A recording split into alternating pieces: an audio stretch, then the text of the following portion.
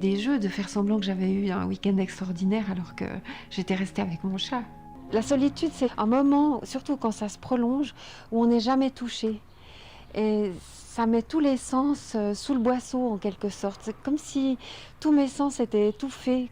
Un chat, c'est vraiment aussi une façon d'être touché et de toucher. Je le caresse, il aime être caressé, il vient vers moi, il met sa petite patte. Ça m'a apporté quelque chose que j'avais pas imaginé au moment où j'ai pris le chat. Les femmes, seules et âgées, ont souvent des chats. Pourquoi les femmes préfèrent en général les chats que les chiens? C'est en fait parce que le chat ressemble plus aux hommes qu'elle aime que le chien.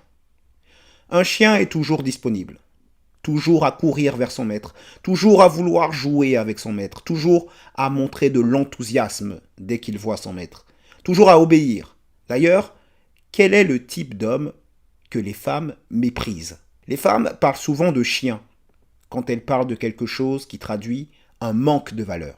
Il m'a parlé comme un chien. Un homme qui serait en manque de femme, en manque d'affection, c'est un mec en chien. Quelqu'un qui manque de goût, de tenue, c'est un chien de la casse. Souvent, le terme chien va venir décrire quelque chose de négatif. Le chat, par contre, ressemble plus à l'homme après qui elles ont toujours couru. Il est mignon, il est imprévisible, il est parfois désobéissant, bien plus rebelle que le chien. Il peut te tourner le dos, un bon moment, détourner son regard de toi. Il peut même disparaître parfois. Tu ne sais plus où il est. Lorsqu'elle devient trop vieille pour sécuriser un homme attirant, elle devient souvent une femme à chat, comme on dit.